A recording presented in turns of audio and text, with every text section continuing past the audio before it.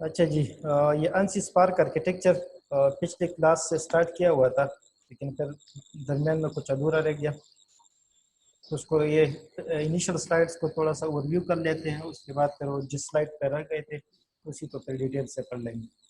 अच्छा जी, ANSYS spark database architecture commercial available databases available today are mostly based on this ANSYS Spark database architecture. ये book से as it is copy किया हुआ है। वो कहते हैं कि आजकल जो आपके पास जो DBMSs अवेलेबल हैं, फॉर एग्जांपल SQL सर्वर है, Oracle है, एक्सेस है, ये मोस्टली ANSYS Spark का जो आर्किटेक्चर है इसी पे बेस कर लेते हैं। वो ANSYS Spark आर्किटेक्चर को 3 लेयर्स में डिवाइड किया गया है।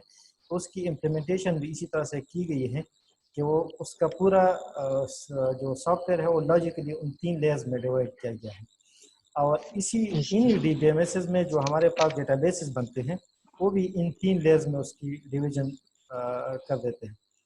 अच्छा, जो ANSYS Spark आर्किटेक्चर है उसकी 3 लेयर्स हैं, या लेवल जो उसको कहते हैं। एक्सटर्नल लेवल है, कंसेप्चुअल लेवल है और इंटरनल लेवल है। ये एक्सटर्नल लेवल जो यूज़र साइड पे जो लेवल होता है, यूज़र साइड पे जहाँ से यूज़र की इंटरफेसिंग और ये सारी चीज़ें होती हैं, तो डेटाबेस के साथ वो इंटरेक्शन कर लेते हैं, ये हमारे पास एक्सटर्नल लेवल है। कंसेप्चुअल लेवल लॉजिकल जो डिज़ाइन होता है डेटाबेस का, या कंसेप्चुअल जो डिज़ाइन होता है वो हमारे पास ये कंसेप्चुअल लेवल पे होता है। और internal level database internally hard disk पे या जो स्टोरेज है उस पे किस तरह से स्टोर होगा, उसका डेटा स्ट्रक्चर क्या होगा, ये सब कुछ इंटरनल लेवल पे होता है। तो ये जो कंसेप्चुअल लेवल है ये एक इंटरफेस है बिटवीन द एक्सटर्नल लेवल और इंटरनल लेवल।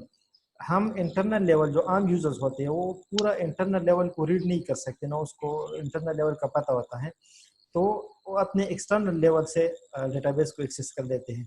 और जो डेटाबेस डेवलपर्स होते हैं या जो डेटाबेस को एनालाइज करेगा पूरा डेटाबेस को, वो कंसेप्चुअल लेवल को देख के उसको अंदाजा होता है कि इंटरनल ये डेटाबेस किस तरह से स्टोर है। अच्छा जी, ये इस बुक में इसको इसी तरह से डिवाइड की गई है। ये हमारे पास वो external level, for example her user की अपनी व्यूज़ हैं। अगर आपके पास n टाइप की यूज़र्स हैं तो उनके n टाइप व्यूज़ होंगे। अच्छा, ये जहर में रख ले, यूज़र वन ये नहीं है कि x एक यूज़र, मतलब कि x type users. For example student, तो अभी जितनी स्टूडेंट्स हैं वो सारी स्टूडेंट्स हमारे पास एक यूज़र व्यू बन जाती है। या फॉर एग्जांपल टीचर्स, तो जितनी टीचर्स है वो सारे हमारे पास एक यूज़र व्यू बन जाती है। कस्टमर, तो जितने कस्टमर्स है वो सारे हमारे पास एक यूज़र व्यू बन जाती है। तो सिर्फ सिंगल यूज़र हमारे पास यूज़र व्यू नहीं है, उस ग्रुप ऑफ यूज़र हमारे पास यूज़र व्यू होती है। तो इन हर ग्रुप ऑफ यूज़र के सारे व्यूज़ को अगर हम कंबाइन कर ले तो इसको कलेक्टिवली हम एक्सटर्नल लेवल कहते हैं। अच्छा, इस डेटाबेस का जो दूसरा जो कंसेप्चुअल लेवल होता है, डेटाबेस का ओवरऑल जो डिज़ाइन होता है, कंसेप्चुअल डिज़ाइन है या लॉजिकल डिज़ाइन है, या सिंपली आप इस तरह से अंडरस्टैंड कर ले जो कि उसका डायग्रामेटिकल रिप्रेजेंटेशन है, वो सारा हम इधर कंसेप्चुअल डिज़ाइन पे रिप्रेजेंट कर लेते हैं। अगर आप लोग ईआर मॉडल को यूज़ कर लेते हैं या ERD को यूज़ कर लेते हैं, तो कंसेप्चुअल मॉडल इसी केस में हमारे पास जो ERD बन जाती है, या जो एंटिटी रिलेशनशिप डायग्राम होता है वो वही ERD या एंटिटी रिलेशनशिप डायग्राम से हम उसको ये हमारे पास एक कंसेप्चुअल डिज़ाइन है।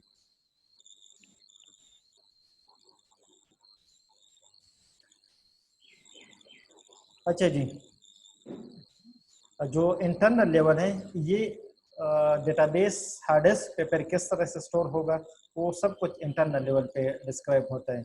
अगर आप लोग ये जो हम टेबल बना लेते हैं और टेबल हमें पता नहीं चलता कि इंटरनली इसका ये डेटा कंप्यूटर पे किस तरह से स्टोर हो गया, ये इसी वजह से हमें पता नहीं चलता क्योंकि हम उसको जो व्यू कर लेते हैं तो यूज़र व्यू साइड से उसको व्यू कर लेते हैं। ये सब कुछ DBMS हमारे लिए हैंडल कर लेते हैं और DBMS में यही इम्प्लीमेंटेशन की गई है। स्टार्ट से बताया गया कि जितने कमर्शियल DBMS है उन्होंने अपने DBMS को इन 3 लेयर्स में डिवाइड किया हुआ। अच्छा जी, यहाँ पे पिछले क्लास में रह गया था, ये 2-3 स्लाइड मैंने वो भी इस वजह से कर ली क्योंकि इस पे पहले से डिस्कशन हो गई थी। अच्छा, ये जो 3 लेवल आर्किटेक्चर है उसके ऑब्जेक्टिव्स, क्योंकि किसी चीज़ की अगर इम्पोर्टेंस नहीं होती तो फिर उसको हम पढ़ते नहीं है या उसकी ज़रूरत ही नहीं होती कि हम उसको अंडरस्टैंड कर लें। तो इसके वो इम्पोर्टेंस आपको बता देते हैं कि 3 लेवल आर्किटेक्चर की इम्पोर्टेंस क्या है या इससे हम क्या अचीव कर सकते हैं। अच्छा,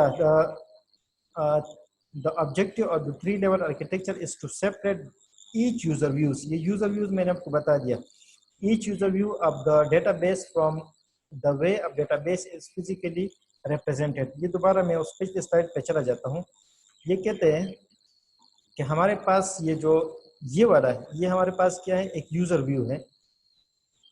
ये 3 लेवल आर्किटेक्चर आपके लिए इस यूजर व्यू को और इस इंटरनल स्ट्रक्चर को एक दूसरे से सेपरेट कर लेते हैं. क्या कर लेते हैं? सेपरेट कर लेते हैं.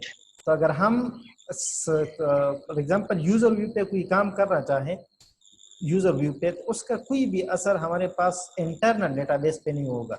सिमिलरली अगर हम इंटरनल डेटाबेस में कोई काम कर लेते हैं तो उसका असर हमारे पास जो यूजर व्यू है उसी पे कोई असर नहीं होगा. मीन अगर हम टेबल में कोई चेंजेस करना चाहते हैं या टेबल के नेम्स और इन चीज़ों में चेंजेस करना चाहते हैं तो हमारे पास, या कॉलम्स में चेंजेस करना चाहते हैं तो हमारे पास उस यूजर व्यू पे कोई असर नहीं पड़ेगा. सिमिलरली अगर हम यूजर व्यू साइड पे कोई चेंजेस करना चाहते हैं तो डेटाबेस पे कोई जो इंटरनल डेटाबेस है उसी पे कोई असर नहीं पड़ेगा. और ये एक बहुत बड़ी अचीवमेंट है क्योंकि डेटा इंडिपेंडेंस, ये जो फाइल बेस्ड सिस्टम था उसमें एक बहुत बड़ा मसला था, डेटा डिपेंडेंस. उसमें हमारे पास जो एक्सटर्नल लेवल होता था या आपके पास जो एप्लीकेशन होता था उस पर डेटा डिपेंडेंट होता था, इधर डेटा आपके पास डिपेंडेंट नहीं है. ये उस डेटा को इंडिपेंडेंट किया गया है बिटवीन द इंटरनल लेवल और यूजर व्यू लेवल या एक्सटर्नल लेवल. अच्छा, इसके फिर ये डिटेल से बताइए. तो ओवरऑल ऑब्जेक्टिव आपको बता दिया, फिर उसमें से एक एक आपको बता देते हैं कि किस तरह से ये सारी चीज़ें अचीव कर लेते हैं. फिर ये जो इंडिपेंडेंस है इसको किस तरह से अचीव कर लेते हैं. Each user should be able to access the same data but have different customized views of the data.